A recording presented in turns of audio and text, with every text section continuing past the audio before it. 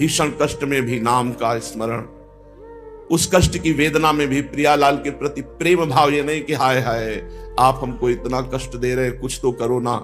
नहीं, खेलो, आप मुस्कुराओ, हाँ इतनी सामर्थ्य दे दो कि आपका स्मरण न छूटे बस। क्योंकि ये जीवन है ही संघर्ष में, किसी का भी जीवन हो, कोई ऐसा नहीं किसी एक व्यक्ति का है, ये संपूर्ण शरीरधारियों का है। कभी सुख, कभी दुख, कभी अच्छा, कभी बुरा, कभी मान, कभी अपमान, कभी निंदा, कभी स्तुति, ये द्वंद्व घेरते रहते हैं। लेकिन द्वंद्वातीत स्थिति भगवान का स्मरण है। जितना हम नाम जप करेंगे, नाम स्मरण करेंगे, उतना ही हम द्वंद्वातीत हो जाएंगे। श्री गोस्वामी तुलसीदास जी कह रहे हैं, जो पै जिय जान की नाथ न जाने। यदि तुम्हें प्रिया प्रीतम से परिचय नहीं हुआ तो तुम्हारी जिंदगी किस काम की। सच्ची मानिए, पानी का बुलबुला कभी भी फूट सकता है। अंजलि को कितना कसकर पकड़ो, पानी निकल ही जाएगा। पत्ते में लटकी हुई बूंद गिर ही जाएगी। ये कच्ची मटकी का घड़ा कभी भी फूट जाएगा। इस जीवन का परम फल है प्रभु से परिचय हो जाना, प्रभु को जानना। प्रभु को कैसे जानोगे? वही जान सकता है जिसे वो जना दे, सोई जाने यही देव जनाए। अब वो कैसे जनाएंगे? जब आप निरंतर पुकार करोगे, राधा राधा वल्लभ, राधा वल्लभ, राधा वल्लभ। हर समय नाम जप करोगे, नाम कीर्तन करोगे, वाणी पाठ करोगे, लगे रहोगे। वो देख रहे हैं कि ये हमें पाना चाहता है, ये हमें जानना चाहता है, तो जना देंगे। यदि आप प्रिया प्रीतम का नाम, प्रिया प्रीतम की शरणागति, प्रिया प्रीतम की सेवा, ये सब छोड़ करके और कोई अनुष्ठान करें तो सब कर्म धर्म श्रमदायक ऐसे कहत सयाने, जो पैजिए जानकी नाथ न जाने। जो विवेकी पुरुष ज्ञानी जन है, सयाने महापुरुष जन है, उन्होंने बताया कि वो धर्म कर्म सब बेकार यदि प्रभु से परिचय न हो, प्रभु से अपनापन न हो, ये ठसक ना आवे कि हमारे माई श्यामा जी को राज, तो तुम्हारे सब श्रम ही हुए, कोई हाथ नहीं लगा इनका फल। तो सब कर्म धर्म श्रमदायक ऐसे ही कहत सयाने, जो पे जिय जानकी नाथ न जाने।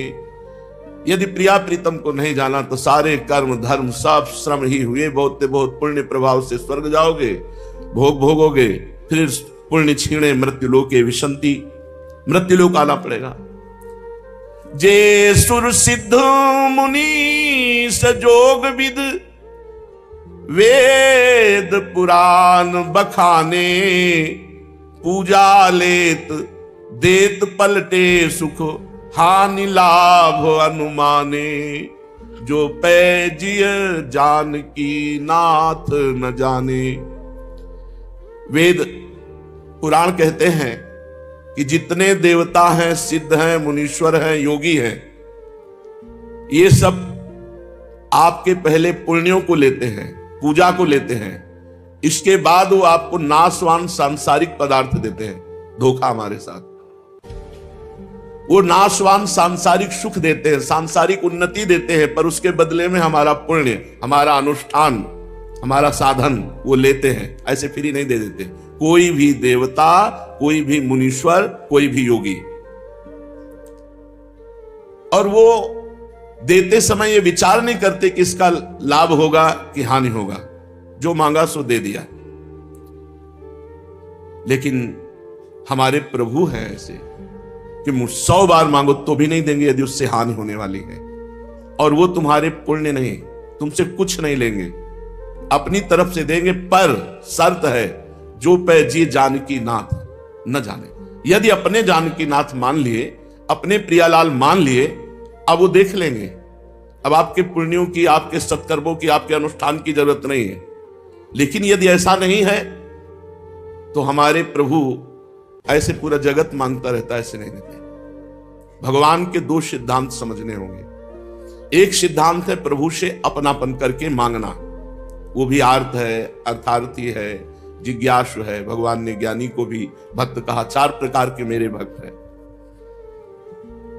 यदि हम प्रियालाल को अपना मानते हो फिर कोई बात मांगते हैं तो उसमें हमारे अनुष्ठान का खर्चा नहीं होगा, हमारे पुण्य खर्चा नहीं होंगे। हमारे मालिक हैं, हम उनके नौकर हैं, हमारे स्वामी हैं, हम उनके सेवक हैं। अगर वो देने लायक वस्तु है तो देंगे, नहीं तो नहीं देंगे, चाहे 1000 बार मांगो। ऐसा कृपालु कौन होगा? हम लोग अज्ञानी जीव यही सोचते हैं अगर ये काम बन जाता तो सब बन जाता। भगवान ने हमारी एक नहीं सुनी, नहीं सुनी इसलिए कि काम नहीं बनता। उसके बड़े माया के विचित्र दाव हैं। भगवान ने देखा कि ना देने में ही इसका हित है। और एक है कि भगवान से अपनापन नहीं किए, मंदिर गए भगवान से मांगे, तो अब आपको उतना अनुष्ठान करना पड़ेगा, तपस्या करनी पड़ेगी। उतना अनुष्ठान और तपस्या के बल से जब मांगोगे तब तुम्हें वरदान मिलेगा। एक है अपनेपन का और एक है जैसे दुकान में जाकर खरीदना। तो प्रभु आप ही एक ऐसे स्वभाव वाले हैं जो अहेतुकी कृपाल, और इसका हित होगा कि नहीं तभी देंगे, नहीं नहीं देंगे चाहे जितना। नारद जी ने साफ दे दिया लेकिन ब्याह नहीं होने दिया। लेकिन जितने देवता सिद्ध मुनीश्वर और योग के ज्ञाता हैं वे सब लेकर ही बदले में कुछ देते हैं। आपके सिवाय ऐसा किसका नाम है जो धोखे से बोल दे राधा राधा राधा? अगर ऐसे ही चिल्ला पड़े राधा राधा राधा तो पाप के समूह भस्म हो जाते हैं। करोड़ों दुष्टों ने इस नाम के प्रभाव से स्थिति प्राप्त की है, करोड़ों दुष्टों ने। अजामिल ब्राह्मण व्यभिचारी वैश्यागामी पुत्र के बहाने नारायण बुलाया, परम पद का अधिकारी हो गया। व्याध हिंसक स्वभाव वाले जो राम नहीं कह सकते थे, मरा मरा कहकर ब्रह्म ऋषि हो गए। गजेंद्र जो मूढ़ योनि को प्राप्त था, पूर्व जन्म के भजन का स्मरण आया और भगवत प्राप्त चतुर्भुज नारायण स्वरूप हो गया। जटायु भगवान के स्मरण के प्रभाव से गीध देह तज धरि हरि रूपा, हरि रूप होकर वैकुंठ धाम को गया। पर उसका चिंतन बहुत गाढ़ था। जब भगवान ने देखा तो आगे पड़ा जटायु, देखा सुमिरत राम चरण की रेखा, भगवान के चरण चिन्हों का चिंतन कर रहा है। अंतिम समय है, पूरा काट दिया है दशानन ने, पंख काट दिए, बहुत तरह से घायल कर दिया, समझ रहे हैं प्राण निकलने वाले हैं। तो जटायु जी क्या कर रहे हैं? सुमिरत राम चरण की रेखा, भगवान के चरण चिन्हों का चिंतन कर रहे हैं। ये भगवान ने देखा। आगे बढ़ा जटायु, देखा सुमिरत राम चरण की रेखा, भगवान ने दौड़ करके गोद में उठा लिया। और जो अंत्येष्टि क्रिया दशरथ जी को सौभाग्य नहीं मिला वो जटायु जी को सौभाग्य मिला। अंत्येष्टि क्रिया भगवान ने की अपने शरणागत नाम जापक जटायु की। करोड़ों दुष्टों का उद्धार भगवान ने किया। काको नाम धोखे सुमिरत, पातक पुंज पराने, विप्र बधिक गज गीध कोटि खल, कौन के पेट समाने। कौन ऐसा है जो नीच पतितों को, दुष्टों को उद्धार करे, अपने गले से लगाए? ऐसा कोई नहीं है। आप हो प्रभु। धोखे से भी आपका नाम निकल जाए तो आप परम मंगल करने वाले हो। हे प्रभु, मेरु से दोष दूरी करी जन के, रेणु से गुण उर आने। सुमेरु पर्वत सबसे बड़ा पर्वत है। सुमेरु पर्वत के समान पाप हो, दोष हो, अवगुण हो, प्रभु मानते ही नहीं, क्योंकि वो शरणागत है। और कह रहे रेणु कण, छोटा थोड़ा सा भी गुण, थोड़ा सा भी भजन, थोड़ा भगवान की सेवा, भगवान उसे बहुत करके मानते हैं। मेरु से दोष दूरी करी जन के, रेणु से गुण उर आने, तुलसीदास ते ही सकल आस तजी, भजहि ना अजहू अयाने। अरे अज्ञानी, अभी समय है, सारी आशाओं की पूर्ति हो जाएगी। तुम छोड़ो अन्य से आशा करना, एकमात्र प्रभु के दास बन जाओ, बस हो जाएगा सब कुछ। प्रभु की शरण में आ जाओ। अरे अजाने, अरे मूर्ख, समय क्यों नष्ट कर रहा है? कोई ऐसा त्रिभुवन में प्रभु जैसा नहीं है। प्रभु के समान नहीं, फिर प्रभु से बढ़कर कौन होगा? एक नियम ले ले, जबान से व्यर्थ बकवाद न करके नाम जप करेंगे। नाम का ऐसा अभ्यास कि जितना कष्ट हो उसमें और नाम चले। जब विशेष कष्ट होता है तब कष्ट की स्मृति होने लगती है, अभ्यास पुष्ट न होने के कारण। और जब भीषण कष्ट होता है तो भगवान की विस्मृति नहीं होती, अभ्यास पुष्ट होने के कारण। अभ्यास पुष्ट कर लो। काहे न रसना राम ही गावही, निश दिन पर अपवाद वृथा कत, रटि रटि राग बढ़ावही। काहे न रसना राम ही गावही। अरे जीव, तुझे बोलना ही तो है, तो बोलना भगवान नाम। क्यों व्यर्थ का बकवाद बोलती है? रात दिन दूसरे की वार्ता, दूसरे की निंदा, दूसरे की चुगली, क्यों पाप कमा रहे हो? ये तो बहुत घातक वस्तु है। उपासक को बंद कर देना चाहिए। या तो प्रभु की चर्चा बोले और या फिर मौन रहे। किसी के विषय की चर्चा ना अच्छा ना बुरा। कोई तुमसे कह रहा बहुत अच्छा है, भगवान की कृपा है, वो बहुत बुरा है, क्या लेना देना, श्री हरिवंश चल दे, कुछ नहीं। उसके विषय में ना अच्छा बोले ना बुरा। तात सुनो मायाकृत गुण और दोष अनेक, गुण या उभय न देखी, देखी स्व विवेक। हे तात, ये गुण दोष मायाकृत हैं। उत्तम बात यह है कि ना किसी के गुण देखे ना किसी के दोष देखे, क्योंकि गुण दोष देखना अज्ञान है। उसमें श्री भगवान को देखे, भगवान बैठे हैं। तुम निस दिन पर अपवाद वृथा कत, रति रति राग बढ़ावही। काहे न रसना राम ही गावही। हे जिभ्या, तू व्यर्थ में चुगली, निंदा, स्तुति ये क्यों किसी की करते? प्रभु की तरफ अपनी वाणी को लगाओ, उनके चरित्र गाओ, उनके नाम गाओ, उनका नाम का कीर्तन करो खूब। बड़ा आनंद। भगवान में चित्त जुड़ जाए तो चाहे जितने कष्ट में हो, बड़ा आनंद। भगवान में चित्त ना जुड़ा हो तो राग द्वेष का ही चिंतन होता है। नर मुख सुंदर मंदिर पावन, बसी जनिता ही लजावही। शशि समीप रही त्याग सुधाकत, रवि कर जल कहां धावे। गोस्वामी जी कह रहे, यदि तुम अपनी जिह्वा से नाम रटने का, भगवत लीला चरित्र गाने का नियम ले लो तो ये मुख रूपी सुंदर घर पवित्र हो जाए। ये घर ना रह जाएगा, फिर मंदिर बन जाएगा। क्यों लज्जा वाली बातें करते हो? विषय की बातें छोड़ो, भगवान का नाम रटो, जिससे तुम्हारा मुख मंदिर हो गया। चंद्रमा के पास रहते हुए भी अमृत को छोड़कर क्यों मृग तृष्णा जल के लिए दौड़ लगा रहे हो? कभी प्यास नहीं बुझेगी। अमृत है नामामृत, राधा नाम सुधा रसम। ये नाम अमृत रस से पियो, तृप्त हो जाओगे, सारी कामनाएं पूर्ण हो जाएंगी, शांत हो जाएंगी।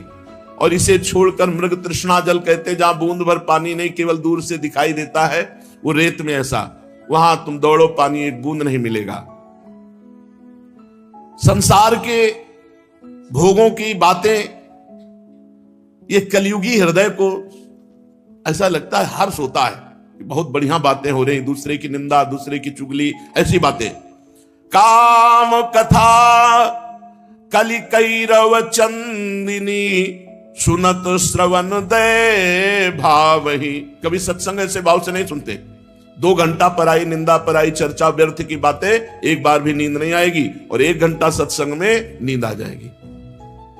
ये काम की कथा, अश्लील बातें, गंदी बातें, कलयुग की कुचाल बड़ी विचित्र है। इसमें कलयुगी जीवों का मन रूपी कुमुदनी खिलता है। कलयुगी जीवों का वो बहुत श्रवण दे करके, मन लगा करके दूसरे की निंदा, दूसरे की बातें सुनते हैं।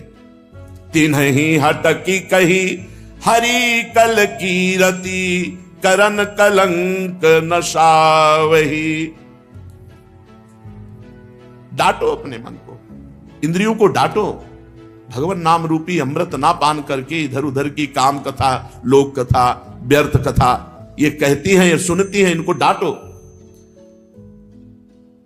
अरे जीव विषय चर्चा करते हुए तो अनंत जन्म व्यतीत हो गए, एक बार ये जीवन हरि चर्चा में तो लगा दे, हरि यश श्रवण में लगा दे कान, और हरि यश गाने में लगा दे जिह्वा को। खूब नाम जप कर, जिससे कानों का कलंक दूर हो जाए। गंदी बातें सुनते हुए अपवित्र हो गए कान। जब हम भगवत चर्चा सुनते हैं तो हमारे कान पवित्र हो जाते हैं। जब हम नाम जप करते हैं, नाम कीर्तन करते हैं तो हमारा मुख मंदिर हो जाता है। जात रूप मति जुगति रुचिर मणि, रचि रचि हार बनावही। शरण सुखद रविकुल सरोज रवि, राम नृपहि पहिरावही। ए बुद्धि, तू युक्ति रूपी सुंदर मणियों की स्वर्णमयी माला रच। खूब नाम जप करने की युक्ति, भगवान की लीला कथा सुनने की युक्ति, भगवत पूजा की युक्ति, भगवत भक्तों के चरित्र सुनने की आसक्ति, ये सब मणियां हैं। इनको पो और अपने प्राणाराध्य महाराजा अधिराज अखिल कोटि ब्रह्मांड नायक परात्पर इस प्रभु श्री हरि को पहनाओ। रोज यही पूजा करो। खूब नाम जप, खूब कथा, खूब कीर्तन, भगवत सेवा, ये सब पुष्प हैं, ये सब मणियां हैं। इनको पिरोया, दिन भर यही करते रहे और इनको फिर प्रभु के गले में पहना। तुदीयम वस्तु गोविंदम तुभ्यमेव समर्पये। कोई कामना नहीं, कोई चाह नहीं। वाद विवाद स्वाद तजी भजी हरि, सरस चरित चित लावही। तुलसीदास भव तरही तिहू पुर, तू पुनीत जस गावही, तू पुनीत जस पावही। यदि वाद विवाद छोड़ दे, किसी से कोई वार्ता मत करो, भगवत वार्ता की सिवा, और कोई स्वाद के चक्कर में मत पड़ो। खान पान कितने दिन का, मरोगे तो है ही है, जाना तो है ही है यार। कब जाना है पता नहीं, पर जाना है। यहां सब ऐसे ही पड़ा रहेगा। बैंक बैलेंस, रुपया पैसा, पत्नी पुत्र परिवार, सब ऐसे, ये मायाकृत है। मान लो बात, भजन कर लो तो कल्याण, नहीं तो सब ऐसे रह जाओगे। भजन में चित्त अभी कहने पर नहीं लगा, फिर कोई कहने वाला नहीं मिलेगा। कौन कहने वाला है आप देख लो। कोई तुम्हें डांटने वाला हो, कोई तुम्हें कहने वाला हो, कोई तुम पर अंकुश रखने वाला हो, ना ना, आप मनमानी करो, इसके बाद जेल जाओ। कोई बोलने वाला नहीं, कोई पुचकारने वाला नहीं, कोई शरण में लेने वाला नहीं, कोई दुलार करने वाला नहीं। अभी अवसर है, निकल चलो, अपनी निष्ठा बना लो। शरीर स्वस्थ है तो हर समय राधा वल्लभ श्री हरिवंश, राधा वल्लभ श्री, ये अमृतमय है। श्री हरिवंश चंद्र शुभ नाम, सब सुख सिंधु प्रेम रस धाम। जाम घटी विसरय नहीं। सेवक जी कह रहे हैं मेरे को जो वृंदावन नित्य विहार रस सब कुछ प्राप्त हुआ, इसी नाम से प्राप्त हुआ। यदि आप घर से निकलते समय श्री हरिवंश श्री हरिवंश श्री हरिवंश श्री हरिवंश, सब बिंद नष्ट हो जाएंगे। प्रभाव देखिए अब कैसे ये दिव्य नाम है। ये दिव्य नाम अपने आप प्रकट होकर श्रद्धा विश्वास दृढ़ता खरीद लिया। अब जो कुछ है वो श्री हरिवंश है। ये कृपा है इस समय। वाद विवाद स्वाद तज भज हरि, सरस चरित चित लावे। प्रभु के ऐसे मंगलमय पावन चरित्र हैं जिनको सुनकर हमारा चित्त प्रभु में आसक्त हो जाए। इसलिए स्वादिष्ट भोजन का त्याग, वाद विवाद का त्याग, किसी से भी हम किसी भी तरह कोई संभाषण न करके नाम जप अधिक से अधिक बढ़ाएं।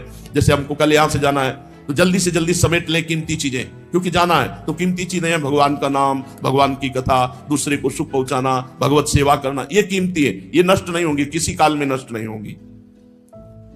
तुलसीदास जी महाराज कहते हैं संसार सागर से तू मुक्त हो जाएगा, तीनों लोकों में तेरा यश हो जाएगा, तेरी पावन कीर्ति फैल जाएगी यदि तू वाद विवाद, काम कथा, लोक कथा, व्यवहार कथा, राज कथा त्याग करके भगवान की चर्चा सिर्फ भगवत प्राप्ति के लिए, उसका उद्देश्य यदि और हुआ तो हम भगवत प्राप्ति होगी ये बात नहीं कह सकते।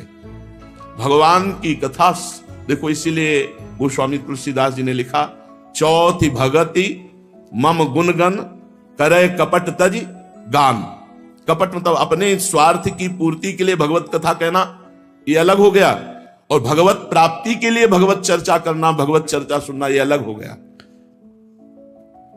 तू तीनों लोगों को पावन करने वाला बन जाएगा। इसलिए जीवन का परम लाभ भगवान के आश्रित होकर ये जान लेना कि हमारे स्वामी हैं श्यामा श्याम, और रात दिन उनकी सेवा में, उनके सुमिरन में रहना। चलते हैं श्रीमद् भागवत महापुराण, जिसमें भगवान ने समुद्र मंथन करा करके दिव्य रत्नों को प्रकट किया। 14 रत्न जो कुछ दैत्यों को मिले, कुछ देवताओं को मिले, और कुछ स्वयं श्री भगवान ने स्वीकार किए। आखिरी में भगवद अवतार धन्वंतरी जी अमृत का कलश लेकर, तो अमृत का कलश देखते ही दैत्यों ने बलपूर्वक छीन लिया। भगवान सर्व सामर्थ्यशाली है। देवता बड़े चिंतित हो गए कि जिसके लिए हम इतना प्रयास कर रहे हैं वो प्रयास तो निष्फल हो गया। भगवान तो अमृत कलश देखते ही रह गए धन्वंतरी जी, और दैत्य छीन ले गए। भगवान ने कहा तुम चिंता मत करो, मैं अभी अमृत तुम्हें पान कराता हूं। इससे एक बल मिलता है। साधक जब साधना करता है तो उसकी साधना को बाधा पहुंचाने के लिए माया उसकी पहुंचते पहुंचते हटा देती है। जैसे सब कुछ हो गया, अमृत निकल आया, पर पीने को नहीं मिला, दैत्य ले गए। तो भगवान के यदि आश्रित है तो कोई भी बाधा उसे परास्त नहीं कर सकती। सीम की चाप सके को ताशु, बड़ रखवार रमापति जाशु। भगवान ने मोहिनी रूप धारण किया, और स्पष्ट भगवान ने कहा कि देखो हम कुलटा हैं, स्वच्छंद चारणी हैं, हम पर विश्वास न करना। और मुस्कुराकर स्त्री सुलभ कटाक्ष, ऐसे सुंदर कि भगवान शंकर मोहित हो गए थे। सोचो, पास में त्रिपुर सुंदरी अम्बा रहती हैं, त्रिपुर सुंदरी हैं, त्रिभुवन में कोई सुंदर अम्बा जैसा नहीं है। तो अम्बा पास में रहती हैं तो भला वो सुंदरता से मोहित क्या होने वाले, पर भगवान की ऐसी सुंदरता थी कि भगवान शिव मोहित हो गए। तो ये दैत्य बेचारे कैसे नहीं मोहित हो जाते। इन्होंने अमृत कलश हाथ में दे दिया। भगवान ने कहा उचित और अनुचित जो भी हम करें तुम हमें दोष नहीं दोगे, तो हम अमृत कलश में अमृत बांटने के लिए तैयार हैं। दैत्यों ने कहा नहीं टोकेंगे। पहले भगवान दैत्यों की तरफ से गए, पर नेत्रों के कटाक्ष से बांधते हुए अमृत किसी को नहीं पिलाया। पर जब देवताओं की तरफ पंक्ति में गए, दोनों पीठ की पंक्तियां बैठा ली थी कि एक दूसरे को देख न सके। बड़ी रफ्तार से भगवान पिलाते चले जा रहे, तो दृष्टि दैत्यों की तरफ थी। इतने में राहु नाम का एक दैत्य ने सोचा कि आखिरकार हो क्या रहा है। उसने देखा, तुरंत मुड़ना ही था, ऐसे किया सो सूर्य चंद्रमा के बीच में था। सूर्य चंद्रमा ने कहा प्रभु ये राहु दैत्य। भगवान ने सुदर्शन चक्र का प्रयोग किया, जिससे अमृत अभी नीचे नहीं उतर पाया था, तो नीचे तो मृत हो गया, ऊपर का दिव्य हो गया। अमृत पान करके वो आज भी सूर्य और चंद्रमा को पूर्णिमा और अमावस्या को ग्रहण लगते हैं। पूरा अमृत पिला दिया देवताओं को, कलश सामने फेंका दैत्यों के, और अपने स्वरूप में आ गए। अरे उनका तो हरि है, हमारे साथ तो बड़ा धोखा हुआ। भगवान गरुड़ को बुलाया, गरुड़ पे बैठे उड़ गए। अब देवता और दैत्यों में भारी युद्ध प्रारंभ हो गया। परम पुरुष भगवान की अहेतुकी कृपा से देवताओं में कोई घबराहट नहीं थी, क्योंकि अमृत पान कर चुके थे। नवीन उत्साह का संचार, विविध प्रकार से दैत्यों और देवताओं का युद्ध हुआ। बलि ने कहा इंद्र, जो लोग काल शक्ति की प्रेरणा से अपने कर्म के अनुसार युद्ध करते हैं, वो जीत और हार, यश और अपयश और मृत्यु इनकी परवाह नहीं करते हैं। इसी से ज्ञानी जन इस जगत को काल के अधीन समझकर ना तो विजय होने पर हर्ष से फूल उठते हैं, और ना तो अपकीर्ति, हार और मृत्यु होने से शोक के वशीभूत होते हैं। तुम लोग तत्वज्ञानी नहीं हो, इसलिए फूल रहे हो कि अमृत पी लिया है। तुम लोग अपने को जय पराजय आदि का कारण कर्ता मानते हो, इसलिए महात्माओं की दृष्टि से तुम सोचनीय हो। हम तुम्हारे मर्म स्पर्शी वचन स्वीकार ही नहीं करते, फिर हमें दुख क्यों होगा। प्रहलाद पुत्र विरोचन, पुत्र बलि, इतने महाभागवत है। सुखदेव जी कहते हैं वीरवर बलि ने इंद्र को फटकारा, बलि की फटकार से इंद्र कुछ झेप गए, फिर वीरों का मान मर्दन करने वाले बलि अपने धनुष को कान तक खींच खींच कर बहुत से बाण इंद्र को मारे। इंद्र का अत्यंत तिरस्कार किया, पर इंद्र मरने वाले तो है नहीं, क्योंकि अमृत पी चुके हैं। भगवान ने दैत्यों को अमृत क्यों नहीं पिलाया, मेहनत करवाई? क्योंकि उनको पता है कि इनके पक्ष में मृत संजीवनी विद्या जानने वाले शुक्राचार्य हैं। एक भी दैत्य मरा नहीं रहेगा, जहां मरता मृत संजीवनी डाल देते। तो देवताओं के पास ये थी नहीं, क्योंकि दैत्य गुरु शुक्राचार्य जी को ये पता थे, दूसरे को पता नहीं है। तो इसीलिए भगवान ने विचार पूर्वक कि इनके पास मृत संजीवनी विद्या है और इनको अमृत पिला देते हैं, दोनों समान हो जाएंगे। देवराज इंद्र और बलि का बहुत समय तक युद्ध हुआ।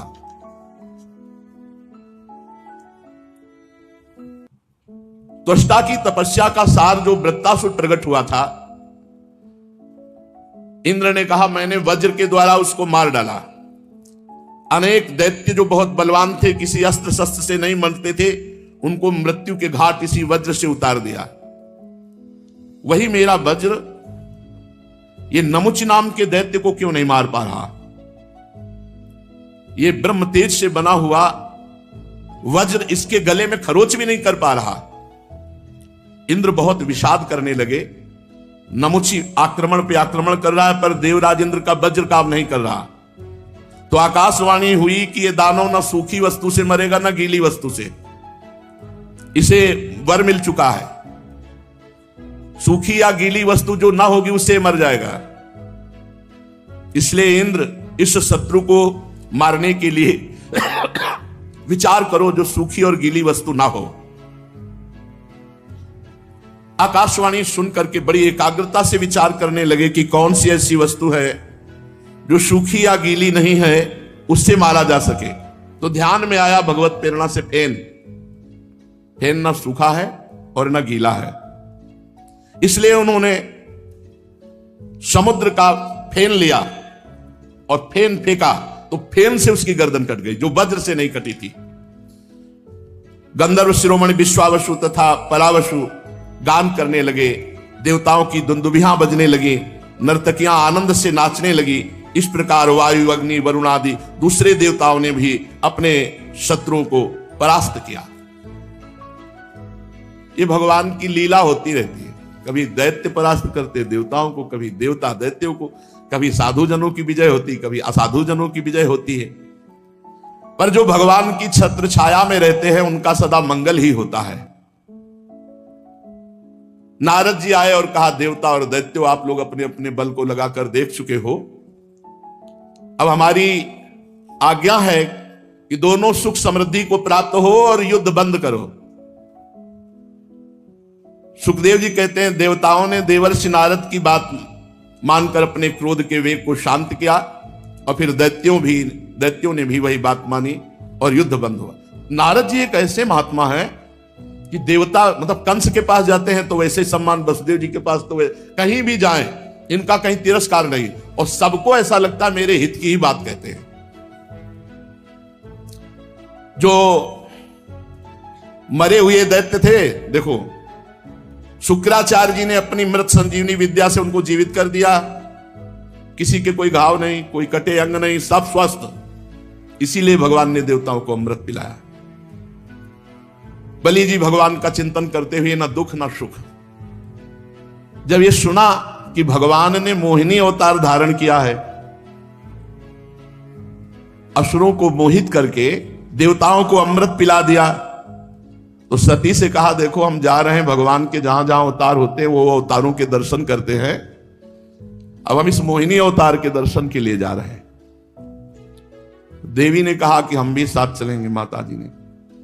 तो कुछ गणों ने, नित्य पार्षद जो हैं, उन्होंने कहा हम भी साथ चलेंगे, भगवान के दर्शन करेंगे। भगवान गौरी शंकर और उनके पार्षद ये सब भगवान के धाम पहुंचे। भगवान मुस्कुराए, सर्वांतर्यामी हैं, खड़े होकर प्रणाम किया भगवान श्री हरि ने। विराजो महाराज, आज ये शिव परिकर कैसे पूरा आगमन हुआ, कारण क्या है? महादेव जी ने कहा समस्त देवताओं के आराध्य देव आप विश्व विजयी जगदीश्वर जगत स्वरूप हैं। समस्त चराचर पदार्थों के मूल कारण ईश्वर और आत्मा भी आप ही हैं। इस जगत का आदि अर्थात प्रकट करने वाले, मध्य अर्थात पालन करने वाले, अंत अर्थात प्रलय करने वाले आप ही हैं।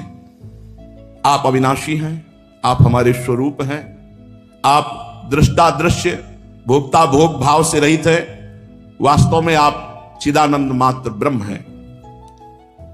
प्रभु, ये हमने आपका अवतार सुना है, मोहिनी अवतार।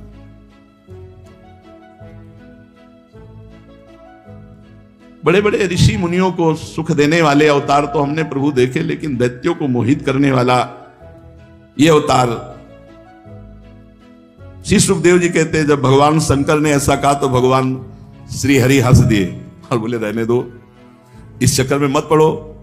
और अवतार अलग बात है, ये हमने मोहित करने वाला अवतार लिया था। शंकर जी, अमृत का कलश दैत्यों के हाथ में चला गया था, दूसरा कोई उपाय नहीं था। देवताओं का काम बनाने के लिए कौतूहलवश वो महासुंदर रूप मैंने धारण किया कि वो अपने आप कलश हमारे हाथ में दे दिए।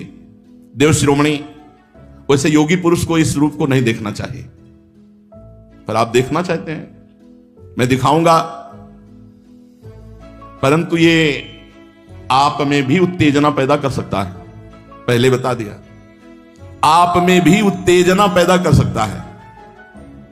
संकल्प प्रभवोदयम, काम संकल्प आपके अंदर उदय हो सकता है।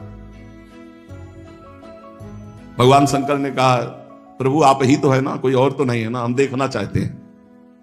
बस जहां भगवान विराजमान थे वहां से अंतर ध्यान। तो जब कोई सामने हो और आंखों से ओझल हो जाए तो इधर उधर दृष्टि जाती है, तो देखा कि एक गेंद उछालते हुए वही 14-15 वर्ष की अवस्था की नव किशोरी होती, बड़ा सुंदर उपवन, भांति भांति के ऐसी लताएं वृक्ष फूले हुए झूम रहे हैं, लाल लाल कोपले, और गेंद उछाल रहे हैं भगवान।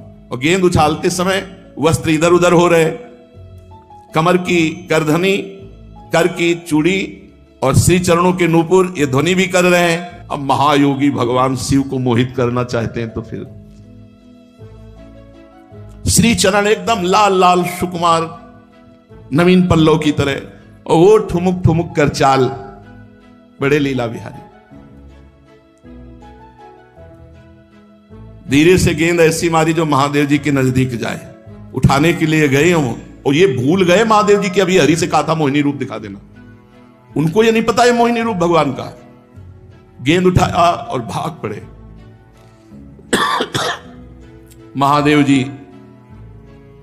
की तरफ तिरछी नजर से देखा, मानो बुला रहे हैं। देख लो, शब्द स्पर्श रूप रस गंध विजयी होते जो महादेव की उपासना करते हैं। अरे ये तो योगींद्र मुनींद्रों के गुरु हैं।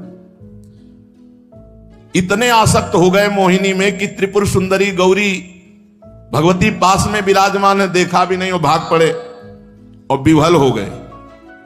गण भी आश्चर्यचकित हो गए कि ये क्या लीला कर रहे हैं महादेव। बस महादेव जी को लगा कि एक बार गले से लगा ले, एक बार गले से लगा ले। मोहिनी उतना ही भागती थी जिसमें महादेव जी को लगे कि मैं अभी पकड़ लिया। अब धीरे धीरे वायु ऐसी जोर की आई कि साड़ी उड़ गई, क्योंकि योगींद्र मुनिंद्रों के गुरु अगर थोड़ा भी अवसर मिला तो तुरंत ज्ञान जागृत हो जाएगा। करधनी खुल गई और साड़ी उड़ गई। अब तो मोहिनी भगवान का एक एक अंग इतना सुंदर, जहां आंखें जाती वहीं मन रम जाता। भगवान शंकर अत्यंत आकृष्ट हो गए और मोहिनी भी ऐसी हाव भाव प्रीति दिखाने लगे कि वो भगवान शंकर पर आ सकते हैं, वो भगवान मोहिनी पे आ सकते हैं, तो वो मोहिनी भगवान शंकर जी पर आ सकते हैं।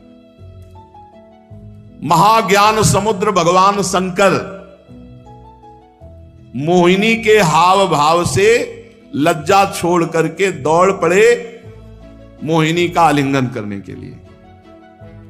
ऐसे भाग रहे जैसे कुलवती कोई स्त्री लज्जावान भाग रही हो, ऐसे भगवान भाग रहे, छूना मत, ऐसे चेष्टा करते हुए। और एक दौड़ती है एक वृक्ष की आड़ में होकर, फिर महादेव की स्थिति देखती है और हंसने लगती है, फिर इशारा करती है। भगवान शंकर बार बार सावधान होना चाहते हैं, लेकिन देख लो, अत्यंत वेग से दौड़ करके मोहिनी का जूड़ा पकड़ा और हृदय से लगा लिया। जो ही हृदय से लगाया तो शांति हो गई, क्योंकि भगवान ही तो है ना परम शांत। अब वो बाल खुल गए थे। जब भुज पास हटाया तो देखा हरि, जब भुज पास किया तो मोहिनी, और जब भुज पास हटाया बोले प्रभु गजब का रूप, गजब का रूप, ऐसा अवतार तो हमने कभी ले। बोले मना कर रहे थे ना कि योगियों के लिए नहीं है, ये तो भोगियों को आकर्षित करने वाला है।